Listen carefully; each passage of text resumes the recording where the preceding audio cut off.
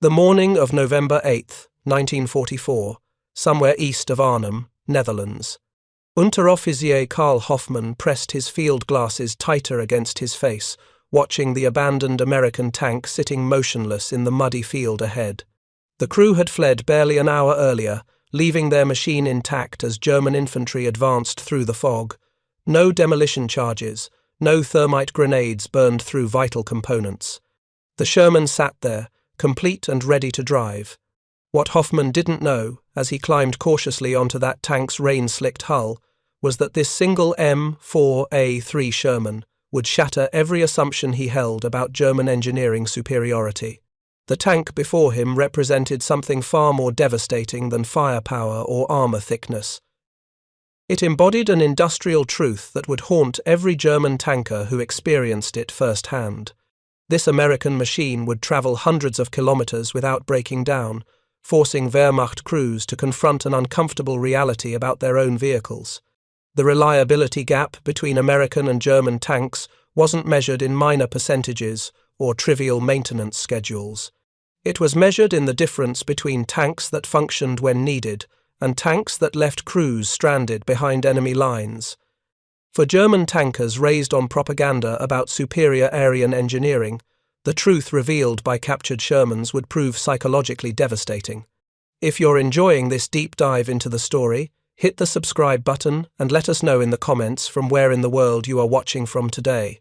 Early morning mist still clung to the Dutch countryside as Hoffmann's reconnaissance patrol approached the Sherman cautiously.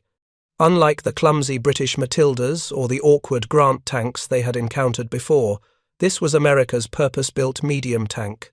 German intelligence had dismissed American armor as inferior products from a nation better suited to manufacturing refrigerators than serious military equipment. Most Wehrmacht commanders believed American industry was soft, decadent, incapable of producing weapons that could match German precision engineering.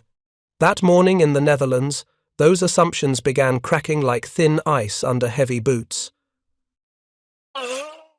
Obergefreiter Werner Schmidt was first through the commander's hatch. At 24 years old, Schmidt had served as a Panther driver since Kursk, experiencing every mechanical nightmare German tanks could inflict.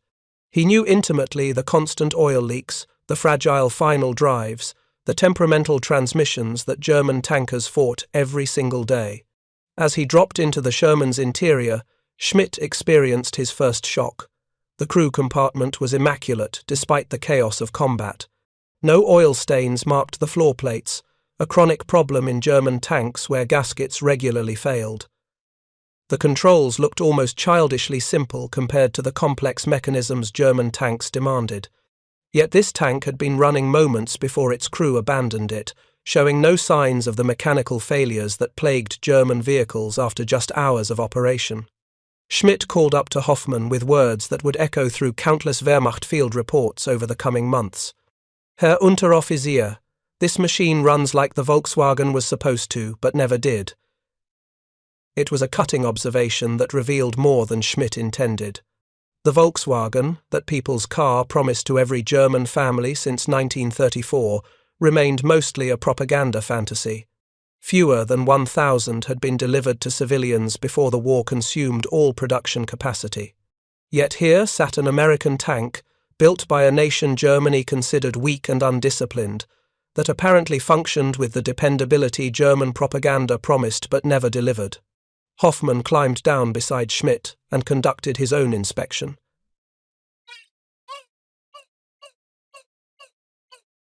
The interior arrangement impressed him immediately. Everything was logically organized, clearly labeled, and accessible for maintenance. The crew positions were spacious by German standards. Vision blocks provided excellent visibility from every station. The commander's cupola rotated smoothly on ball bearings, offering complete observation. The gyro-stabilized gun mounting, a feature no German tank possessed, suggested technological sophistication that contradicted intelligence reports about American technical inferiority.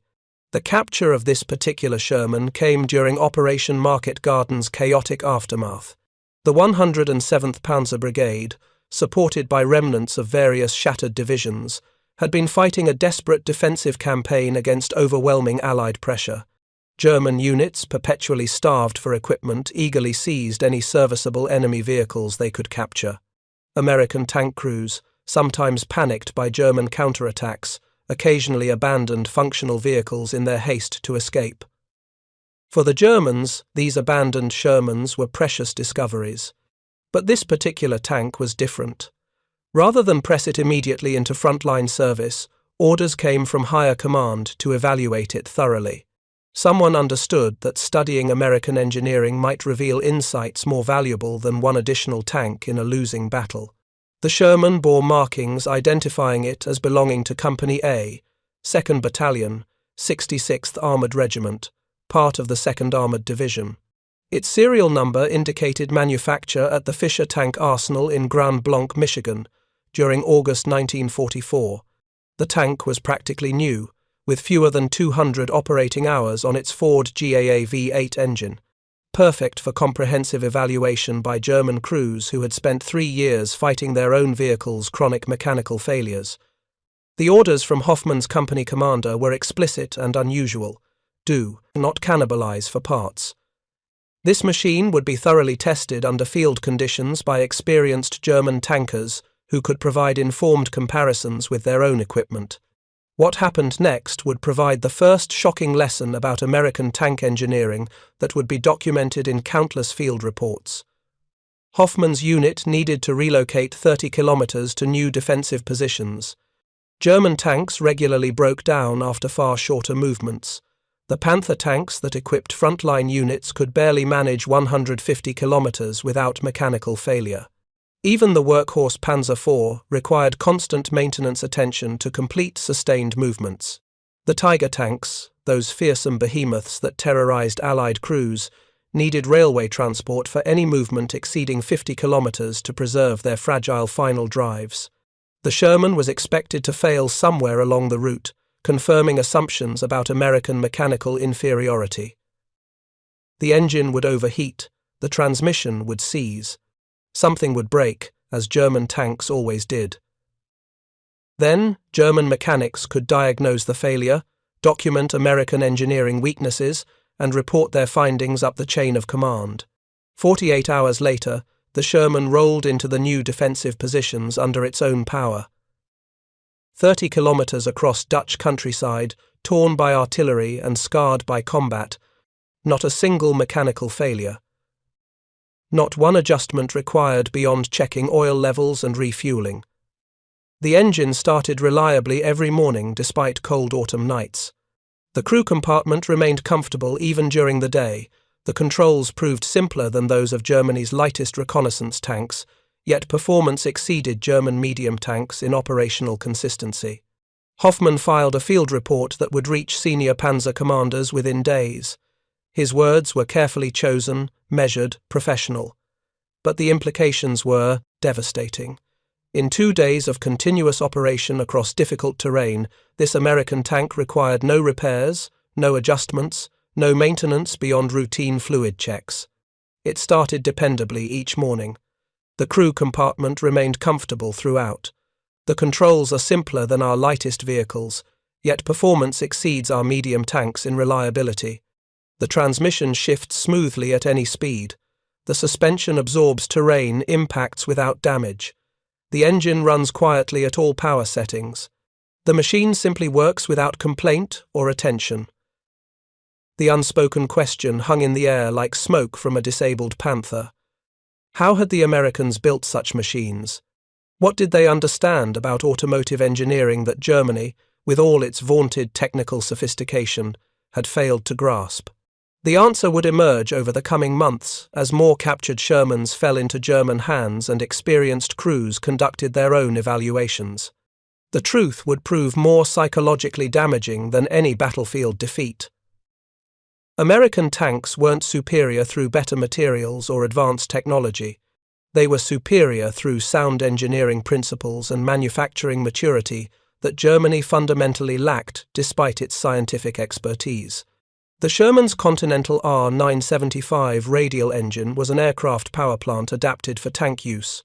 German engineers initially dismissed it as primitive when they examined captured examples. Yet this primitive engine demonstrated characteristics that German tankers could only dream about. It started consistently in all weather conditions. It maintained stable operating temperatures across varying loads. It ran for hundreds of hours without requiring the constant adjustments German engines demanded.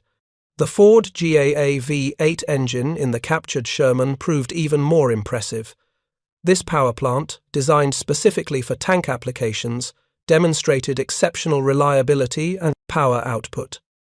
German mechanics who examined it found the design remarkably straightforward, using proven automotive engineering principles rather than pursuing maximum theoretical performance. Every component appeared designed for ease of production and maintenance, rather than absolute optimization. The transmission revealed equally fundamental differences. German tanks employed complex transmissions with many gears designed to extract maximum performance from engines often underpowered for vehicle weight. The Panzer IV used a 6-speed manual requiring double clutching. The Tiger used an 8-speed pre-selector transmission that was sophisticated but delicate and demanded weeks of driver training. The Panther used a 7-speed transmission so complex that competent operation required extensive specialized instruction. These transmissions required skilled operators and constant maintenance. Final drives were persistent failure points. The Panther's final drives, using spur gears instead of the originally planned planetary gears due to production limitations, proved catastrophically weak. They failed on average after just 150 kilometers in early production vehicles, leaving Panthers stranded across battlefields from Kursk to Normandy. The Sherman used a simple 5-speed synchronized transmission adapted from commercial truck technology. The synchronizers allowed smooth shifting while moving. The clutch required minimal foot pressure. A novice could learn competent operation in hours, whereas German drivers required weeks of training just to avoid damaging their transmissions through improper technique. More importantly, the American transmission showed no signs of wear after hundreds of kilometers of operation. German tankers calculated that Sherman transmissions would easily last 2,000 to 3,000 kilometers before major overhaul was required. Panther transmissions needed rebuilding every 1,000 kilometers if operated carefully, within strict guidelines, far less if subjected to combat stress or driver error. Oberfeldwebel Friedrich Kessler, a veteran tanker who had commanded Panthers since their introduction at Kursk, examined the Sherman's final drives with particular interest. Final drives transmitted power from transmission to drive sprockets, and German final drives were notoriously problematic across all tank types. The Panthers were tragically weak, a consequence of production shortcuts forced by manufacturing limitations. The original Panther design specified epicyclic planetary gears similar to those in the Tiger, providing robust power transmission. But Germany lacked sufficient gear-cutting machinery for mass production, and production quotas demanded shortcuts. The final drives were redesigned to use simpler spur gears that could be manufactured more quickly, but had inherently higher stress loads, and were prone to catastrophic failure under combat conditions. Kessler disassembled the Sherman's final drives completely during a maintenance inspection. His report detailed engineering that prioritized durability over theoretical efficiency. The American final drive gears were substantially larger than calculations suggested necessary, providing generous safety margins. The bearings had load capacities exceeding requirements. The lubrication system provided redundant oil passages. Every design choice sacrificed marginal efficiency for absolute dependability under field conditions. The result was a final drive system that appeared nearly indestructible during normal operations. Even under abuse that would destroy German components within hours, the Sherman's final drives continued functioning without complaint. This robustness wasn't accident or luck. It represented deliberate design philosophy that valued reliability over extracting maximum theoretical performance. The suspension system proved equally revealing about different engineering approaches. German engineers favored complex designs that provided excellent off-road performance at the cost of maintenance nightmares that frontline crews endured daily. The Tiger's interleaved road wheel system distributed weight beautifully, providing smooth rides across rough terrain. But it had severe drawbacks that became apparent within weeks of field deployment. If a single inner wheel was damaged, the entire assembly required disassembly using specialized tools and many hours of skilled labor. In Russian winter, mud froze between the interleaved wheels, completely immobilizing tanks overnight. Crews spent hours each morning using blowtorches and crowbars to free frozen suspension components before their tanks could move. The Panther used a similar interleaved system with all its attendant problems, condemning German tankers to endless maintenance struggles. The Sherman's vertical volute suspension was far simpler in concept and execution. Each bogie unit consisted of a pair of road wheels mounted on a vertical coil spring bolted to the hull with 4 bolts. If damaged during combat, it could be unbolted and replaced in the field within an hour using basic tools available to any maintenance crew. The springs rarely failed under normal conditions. The suspension provided acceptable ride quality while keeping the tank mobile with minimal maintenance attention. Hauptmann Martin Schwarz, who had commanded a Panther company during the retreat from France, examined the Sherman's suspension during a training inspection. His assessment was blunt and professionally honest. This American suspension is exactly what our Panther needs and will never receive. It is straightforward, dependable, and maintainable by ordinary soldiers with basic tools and minimal training. Our interleaved wheels are engineering art that provides superior performance under ideal conditions, but they are maintenance disasters and tactical liabilities in combat. The Americans understand something our designers refuse to accept. A slightly rougher ride is entirely acceptable if it means the tank stays operational when needed. The track testing provided another uncomfortable revelation about American versus German engineering priorities. German tanks used manganese steel tracks requiring precision manufacturing processes. The Panther used tracks with 86 links per side, each a complex forging requiring skilled workers and specialized equipment. Tiger tracks were even more elaborate, demanding resources Germany increasingly lacked. Track production had become a bottleneck in German manufacturing, limiting output of complete vehicles. The Sherman used relatively straightforward steel tracks with replaceable rubber pads bonded to each link. The rubber provided good traction on roads and reduced wear on both track and surface. When pads wore out through use, they could be replaced individually without removing the entire track assembly. A simple maintenance task that ordinary crew members could accomplish using basic tools. German crews calculated that Sherman tracks lasted approximately 4,000 to 5,000 kilometers under normal conditions. Panther tracks lasted about 1,500 kilometers at best, only 1/3 the Sherman's track life despite using more advanced materials and complex manufacturing. This disparity meant American tanks could operate longer between major maintenance, while German tanks required constant attention to keep them mobile. Engine testing revealed perhaps the most fundamental difference between American and German engineering approaches to tank design. The Continental R975 radial engine was an air-cooled aircraft engine adapted for tank use with minimal modifications. German engineers initially dismissed it as primitive and unsuitable for serious military applications. Americans had simply taken an existing aircraft engine and installed it in a tank hull with cooling modifications. Surely such crude adaptation couldn't match purpose-designed German tank engines built to exacting specifications. The R975 proved adequate in practice despite theoretical limitations. Historical data would later show that Continental engines averaged approximately 218 operating hours before requiring major overhaul, making them actually the least dependable Sherman power plant among several variants.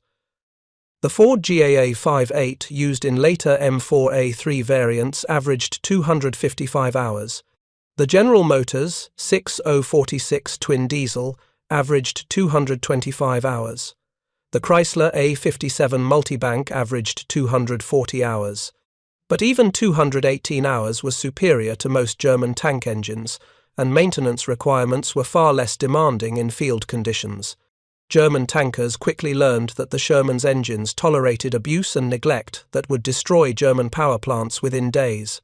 They could be operated by inexperienced drivers without the careful throttle management German engines required. They maintained consistent performance across temperature ranges that caused German engines to overheat or lose power dramatically. Hauptmann Anton Fichtner, an engine specialist with extensive technical training, examined captured Sherman power plants and wrote detailed analyses that circulated through technical branches. His assessment was professionally damning to German engineering priorities. The American engine sacrifices peak power output for operational consistency and manufacturing simplicity.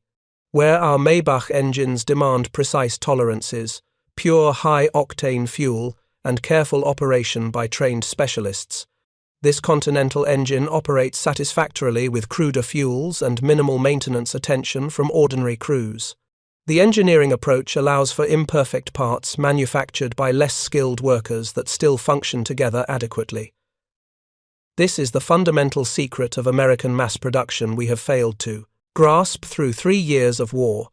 They design products that work reliably even when manufactured by unskilled labor using imperfect materials. We design products requiring skilled craftsmen and perfect materials under factory conditions. Their approach is demonstrably more suitable for total war conditions than ours. The operational differences between Sherman and German tank reliability were quantifiable through field data that senior commanders could not ignore. American maintenance records from extended service trials showed M4 Shermans averaged between 1,500 and 2,500 miles between major overhauls, with Ford GAA-engined M4A3 variants achieving up to 3,000 miles of sustained operations. The Continental R975 engine typically lasted approximately 218 operating hours before requiring rebuilds, but other Sherman variants performed significantly better. German data painted a starkly different picture that field commanders reported with increasing alarm. The Panther's Maybach HL230P30 engine was theoretically designed for 1,500 kilometers between overhauls under ideal conditions. But field reports indicated 1,000 kilometers was more typical in practice, with many engines failing after just 500 to 700 kilometers of mixed operation. The Panther's notorious final drives averaged only 150 kilometers in early production models tested by French forces after the war. Later improvements pushed this figure to about 1,000 kilometers, still far inferior to Sherman durability under comparable conditions. Tiger tanks fared somewhat better in raw numbers, with engines lasting approximately 1,800 kilometers and final drives achieving similar mileage if carefully operated within strict guidelines. But the Tiger's mechanical complexity meant numerous other components failed regularly, requiring constant maintenance attention. A Tiger battalion could expect 30 to 40% non-operational readiness at any given time due to mechanical failures rather than combat damage. American Sherman units typically maintained 85 to 90% operational readiness, even during sustained combat operations when vehicles were pushed hard. This difference in availability determined which force could maintain offensive pressure and which had to carefully ration limited combat power across defensive positions. By late 1944, as German armies retreated across multiple fronts and equipment losses mounted faster than production could replace them, captured Shermans became prized possessions among Wehrmacht units desperate for reliable vehicles. Unlike captured Soviet 34 tanks, which Germans extensively modified before use due to perceived design flaws, Shermans entered German service without changes. They didn't require modification because they worked correctly as originally designed, with no fundamental flaws needing correction before employment. German tank crews who had experienced multiple mechanical failures in their own vehicles found the Sherman's reliability remarkable and frequently commented on it in letters home and official reports. Wehrmacht tankers who operated both German and captured American vehicles provided the most damning comparisons based on direct experience rather than propaganda or theory. Reports from panzer regiments noted repeatedly that Sherman operators could focus on tactical considerations and combat effectiveness, while Panther and Tiger crews constantly worried about reaching the battlefield without breakdown or completing missions before mechanical failure immobilized their vehicles far from support. This psychological burden affected German combat effectiveness in ways that couldn't be measured in armor thickness or gun penetration statistics. The 10th SS Panzer Division captured 12 M4, A3 Shermans near Haguenau in January 1945 during Operation Nordwind, Germany's final offensive in the West.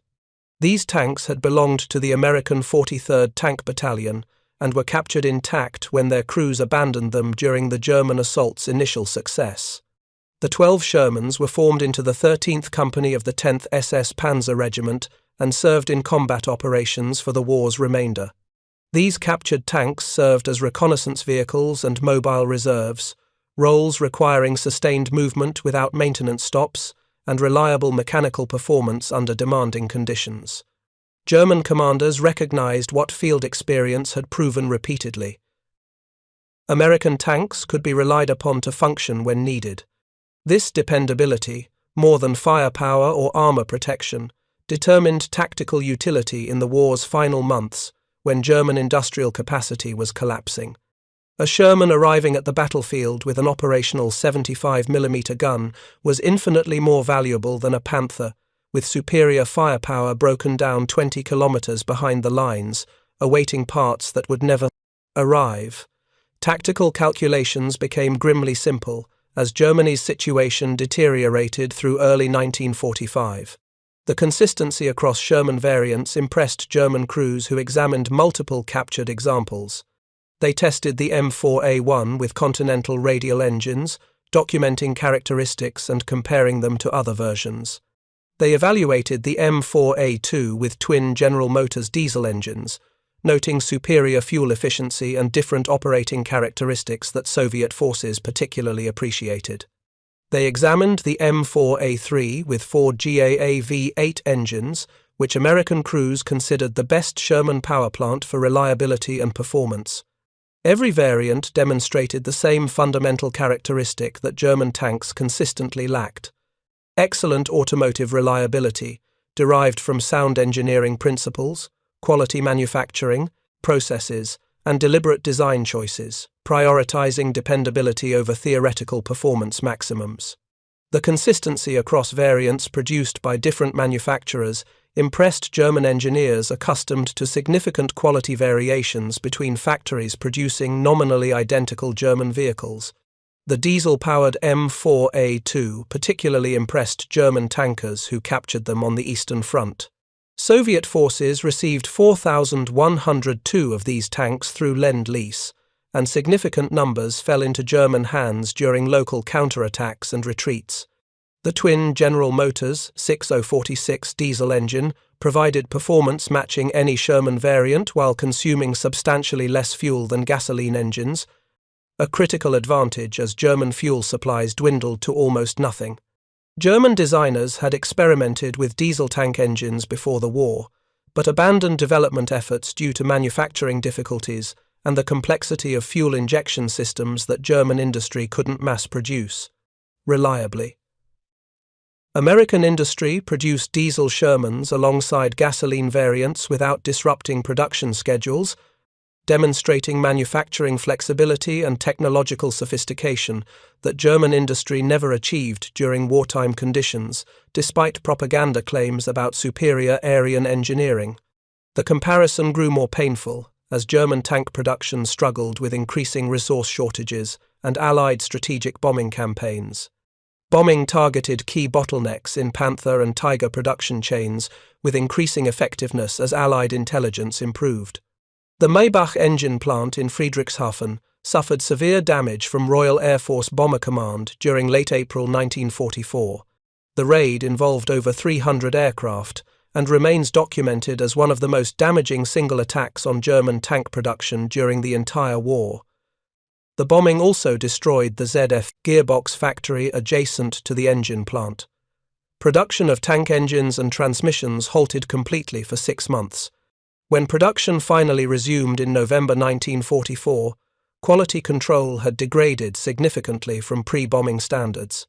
Slave labor, increasingly employed in German tank factories as German workers were conscripted for military service, introduced deliberate sabotage that further degraded reliability. Cigarette filters were jammed in oil passages. Gaskets were installed incorrectly.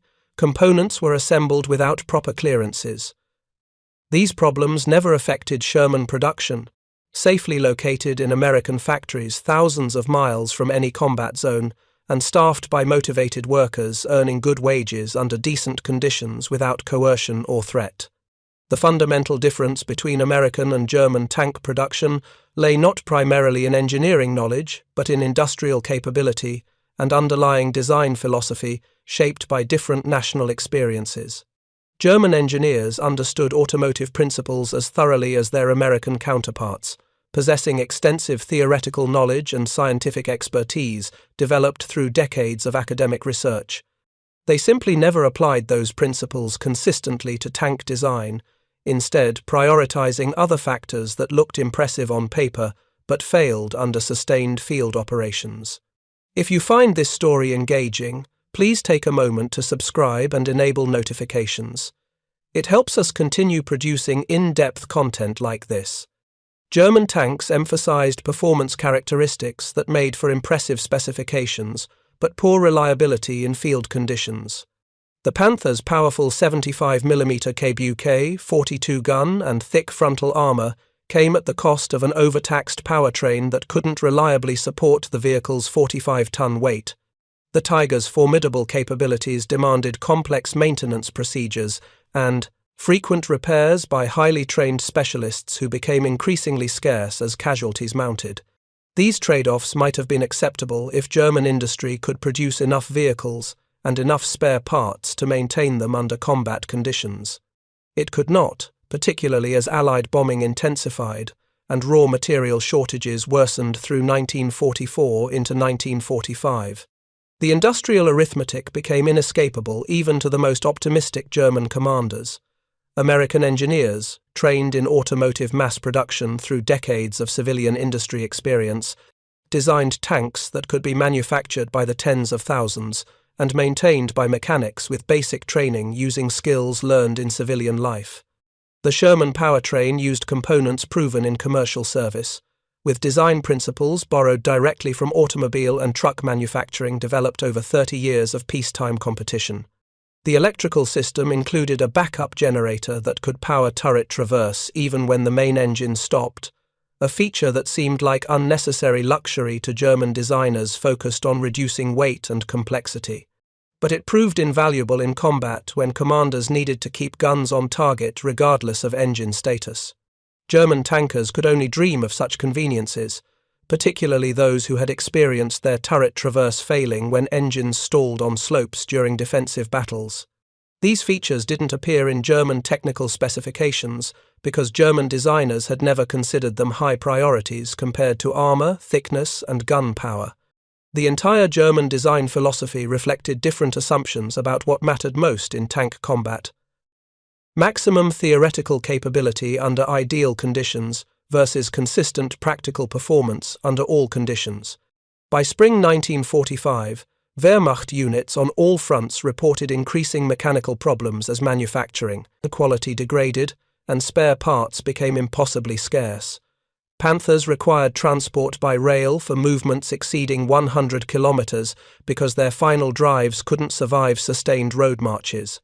Field commands issued explicit orders restricting Panther movement to preserve the vehicles for actual combat rather than losing them to mechanical failure during approach marches to battle positions. The bitter irony wasn't lost on German commanders. The Panther recovery vehicle, built on a Panther chassis specifically to recover disabled Panthers, shared the same reliability problems as the tank it was supposed to rescue. German forces faced the grim reality where mechanical failures eliminated more tanks than enemy action, with some units reporting that 70% of tank losses resulted from breakdowns rather than combat damage. Meanwhile, Sherman production continued at unprecedented rates that German industry could never match even before bombing campaigns began. American factories produced 49,324 Sherman tanks during the war, more than all German tank production of all types combined from 1939 through 1945. British Commonwealth forces received thousands through Lend-Lease. The Soviet Union received over 4,000 diesel variants that Red Army crews praised for reliability. Chinese forces in Burma used Shermans to devastating effect against Japanese armor that was technologically inferior to both American and German designs. Every theater where Shermans served confirmed what field testing had revealed to German crews. Properly maintained, Shermans kept running under conditions that would disable or destroy German tanks within hours or days. German tank crews who captured and used Shermans universally praised their automotive excellence in letters home, official reports, and post-war interviews conducted by Allied intelligence. Reports from the Eastern Front noted that German mechanics found even the complex Chrysler, a 57 multibank engine, with its 5 separate engine blocks arranged in a unique configuration, easier to troubleshoot and maintain compared to German tank engines that required specialized knowledge and equipment unavailable in field conditions. The Ford GAA V8, praised by Allied crews for exceptional reliability and power output, seemed remarkably dependable to German mechanics accustomed to Maybach engines, requiring constant adjustment of valve clearances, ignition timing, and carburetor settings. The General Motors twin diesel, which the United States Army had actually rejected as less reliable than gasoline engines and relegated primarily to Lend-Lease production for Soviet use, far exceeded the performance and reliability of any diesel engine German industry had produced for tank applications, despite years of research and development. The Sherman's generous design margins provided another advantage that German engineers came to appreciate through painful experience. The basic transmission and final drive components originally specified for the 30-ton M4 with 400 horsepower required no major modification to handle the 42-ton M4A3E2 jumbo assault tank with significantly increased armor protection. The same components that powered standard Shermans successfully transmitted 650 horsepower from experimental engines without failure or need for reinforcement. German engineers tended to calculate that such overbuilding represented waste, excess capacity that increased production cost and used scarce materials without immediate benefit. American engineers understood through decades of civilian automotive experience that design margins provided growth potential for future upgrades and battlefield reliability that made the extra investment worthwhile over the vehicle's service life. This fundamental philosophical difference reflected broader cultural approaches to deeming fix SADO, engineering and manufacturing. By summer 1944, German tank commanders facing the Allied invasion in Normandy knew their technical disadvantages extended far beyond individual tank capabilities in direct combat. American artillery superiority, devastating close air support, and overwhelming logistical capacity combined to overwhelm German forces, regardless of tank specifications or tactical prowess demonstrated by experienced crews. But the Sherman's reliability meant American armored units could sustain continuous operations that German panzer divisions simply could not match even during their best periods. American tank battalions could launch attacks, sustain combat operations for days, conduct pursuits across dozens of kilometers, and immediately prepare for the next operation without extensive maintenance halts that immobilized German units. German panzer divisions had to carefully husband their limited operational vehicles, calculating that every movement consumed precious remaining component life and brought catastrophic mechanical failure closer. The difference in operational availability determined which force could maintain offensive pressure and which had to carefully ration its limited combat power across defensive positions that grew more desperate each month. German use of captured Shermans in combat operations provided final proof of American automotive superiority from the German perspective based on direct comparison. The 150th Panzer Brigade, formed specifically for infiltration operations during the Battle of the Bulge in December 1944, attempted to obtain captured American vehicles to disguise their operations behind Allied lines. German planners wanted Shermans specifically because of their reputation for reliability among Wehrmacht crews who had operated them. The brigade received only 2 Sherman tanks, and only one proved serviceable enough for actual operations. The serviceable Sherman never saw combat due to massive traffic jams that prevented the infiltration operation from achieving its objectives as German logistics collapsed under the offensive's demands. In an operation requiring vehicles to function without breakdowns, while operating behind enemy lines far from any support or maintenance facilities, only American equipment offered reasonable chances of success. German tanks, even when fully operational at the start, couldn't guarantee the sustained performance such missions required over multiple days of continuous movement. January 23, 1945, brought the final official admission of German automotive failure that could no longer be concealed from senior leadership. A meeting of the Panzer Commission produced a report documenting catastrophic final drive failures across all German tank types. The document's findings were devastating to any pretense of German technical superiority. Prior to the 1945 Eastern Offensive, there were 500 defective final drives in the Panzer IV, 370 in the Panther, and roughly 100 in the Tiger. Additionally, approximately 200 failures had been reported in the Hetzer tank destroyer based on the Czech 38-ton chassis. These weren't battle-damaged vehicles. These were mechanical failures occurring during routine operations. General Wolfgang Thomale, Chief of Staff of the Inspector General of Panzer Troops serving under Guderian, explained the operational impact in stark terms that revealed the crisis. In such circumstances, orderly utilization of tanks was simply impossible. The troops lost confidence in their vehicles, and in some situations abandoned whole vehicles just because of final drive problems, fearing they would be stranded and captured by advancing enemy forces. German tanks, built to intimidate through impressive technical specifications, failed in the most fundamental requirement of armored vehicles: mechanical reliability, sufficient to reach the battlefield and complete assigned missions without breaking down. The psychological impact on German crews was devastating, as confidence in their equipment evaporated through repeated failures. The story of captured Shermans in German hands represents one of the great industrial disparities of World War II that determined strategic outcomes as surely as any major battle. German engineers, working within an industrial system that prioritized theoretical perfection over practical utility, produced tanks that looked impressive on paper but failed in sustained field operations under real combat conditions. American engineers, applying decades of automotive manufacturing experience to military requirements, produced tanks that lacked technical sophistication in many areas, but worked reliably under conditions that defeated German equipment. Repeatedly.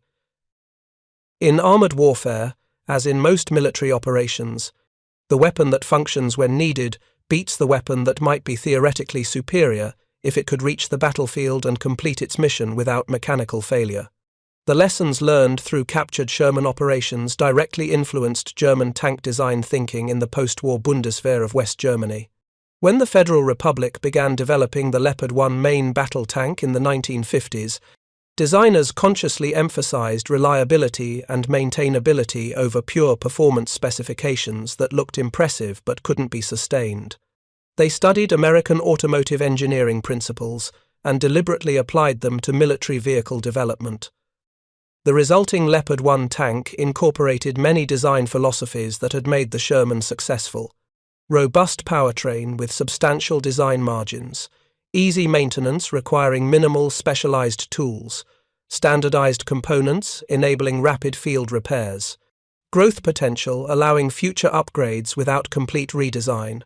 The Leopard 1 became one of the most successful tank designs of the Cold War era, serving with numerous armies and remaining in production for decades. The captured Shermans represented far more than enemy equipment brought home for evaluation. They were tangible proof that industrial maturity and sound engineering principles based on practical experience mattered more than theoretical technical innovation pursued without regard to manufacturing reality or field. Sustainability. German tank designers pursued advanced specifications because they believed superior technology could overcome material disadvantages and numerical inferiority through quality defeating quantity. They were wrong, and the war proved them catastrophically wrong. American tank designers built reliable vehicles because they understood through hard experience that logistics, maintenance capability, and sustained operational availability determined victory in modern mechanized warfare. They were right, and their approach proved decisive across every theater. The reliability gap between Sherman and German tanks influenced not just tactical armored warfare, but fundamentally shaped broader understanding of military-industrial capacity and its decisive role in modern conflict.